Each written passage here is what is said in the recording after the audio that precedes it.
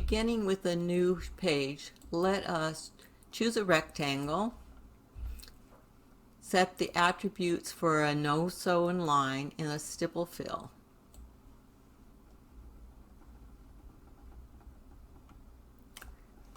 I fill this, and this is the default where the stipple comes in. The stitch length is a 0.08, which essentially is a 2 millimeter stitch length, and the space between them in default is a 0.2 spacing, which is pretty tight. It's for kind of small projects. If you're going to do a whole quilt, I believe that the minimum you should do is a 1/2 inch.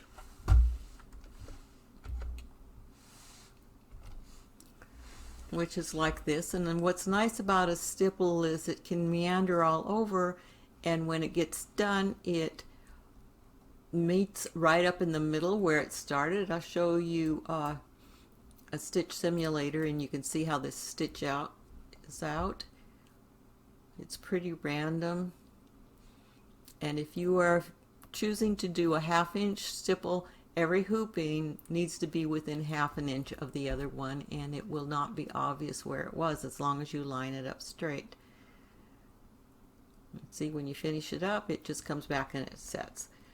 But I think lots of times if you're doing a whole quilt, you might actually even like that to be somewhat bigger, and I'm going to make it a 3/4 inch here.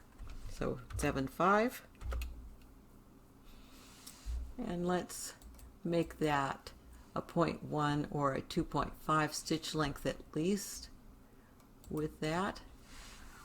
And so here we have a stipple, but the stipple can use the advantage of the stipple and you can make it more fun. How that happens is with this little check mark right here. The minute you check this, you have presented before you all of the motifs we've played with in previous lessons. And I'm going to do this 005 motif, and it comes in whatever size it was saved at, but I'm going to change this to a 1 inch motif, and I'll maintain the ratio.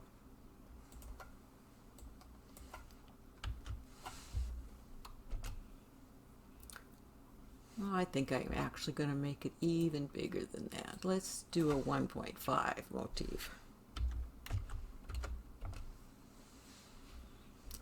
So that's pretty crowded in there, and I think I maybe still want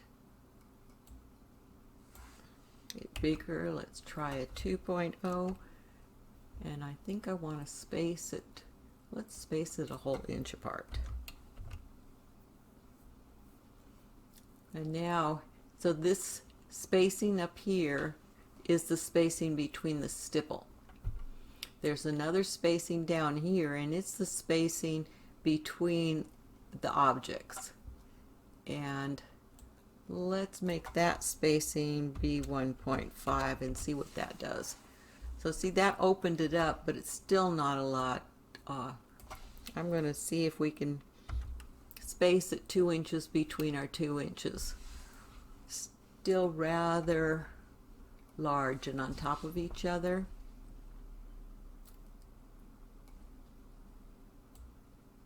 Make this.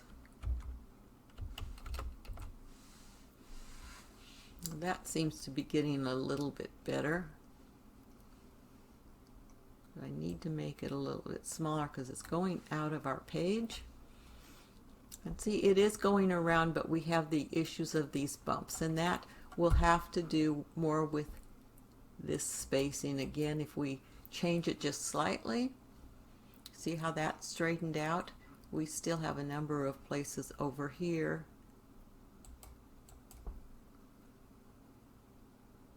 and they keep coming out. But I'm going to cheat right now. I'm going to go show you which one actually worked well with it.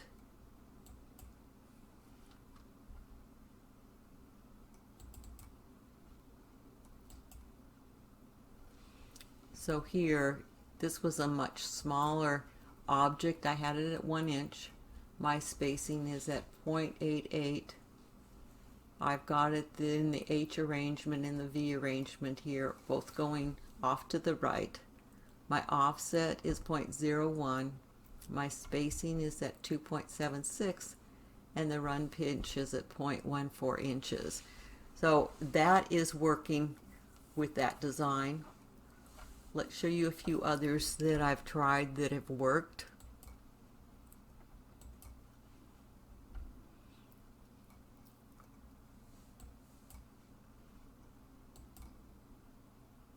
So here's some leaves. They're fairly little. Again, I've got the spacing at almost 2 inches. I think I put in 2 inches and it went back to 1.97. My leaf is at 1.09 inches.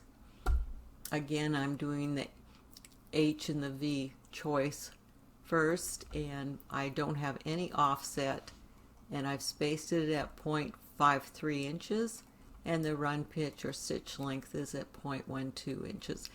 And those are leaves, a little more interesting than just a stipple.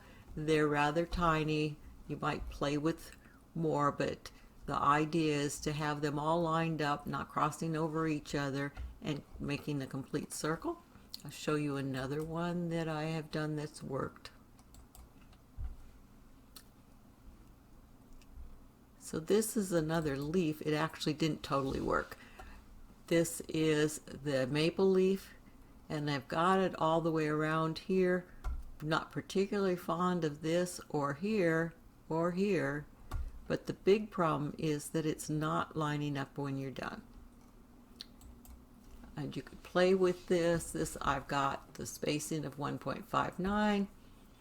I've got it 1.67 size of maple leaf. I did the alternate pattern here. Offset it by 0.02, and sometimes the offset can make the difference here.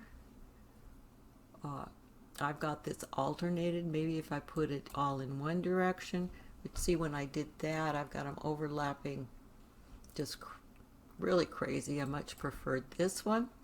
Has more curves and loops.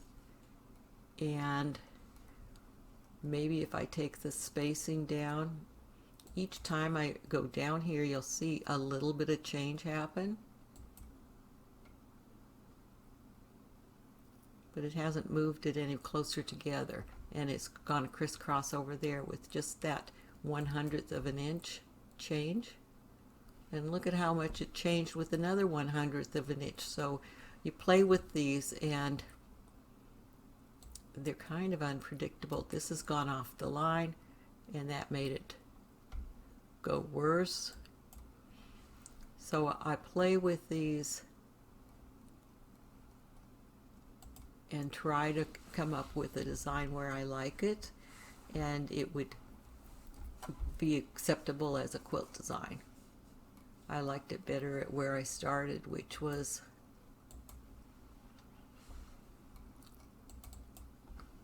back here at the 167 and the 2.05. But playing with it, we'll have these little loops and lines changing. And there's another one.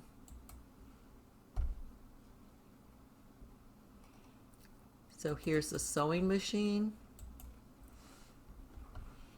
And the sewing machine also changes a lot depending on which direction I had going, or if I had this double up. See, it's going around and making some more of these interesting jigs and zags instead of a smooth stipple. And here again, I end up here at the bottom, and I have my offset at nothing, so I'm not sure how to do that, but this is not lining up here with here. But again, playing with the stitch length, playing with the spacing, playing with the size, and the spacing up here can end up making differences. And it is kind of fun to have a little sewing machine.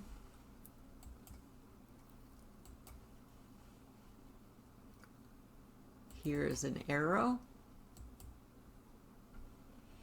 So this arrow is way down in here, right here at motif number 48, and it gives quite an interesting little quilting pattern. It's pretty open,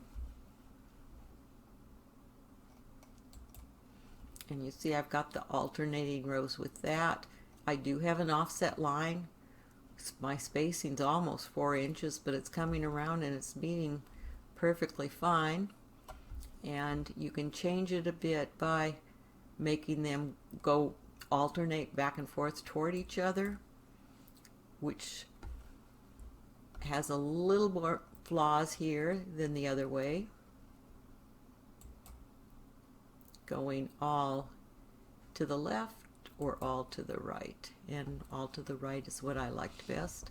Offset at 7/100ths, spacing at 3.85, and the run pitch at 0.14.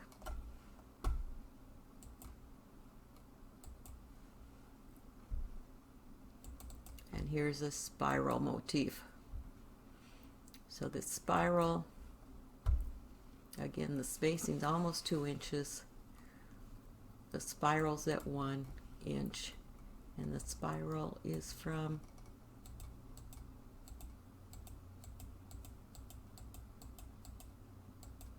right here, number 54 in the selection. So there's loads of motifs you can play with.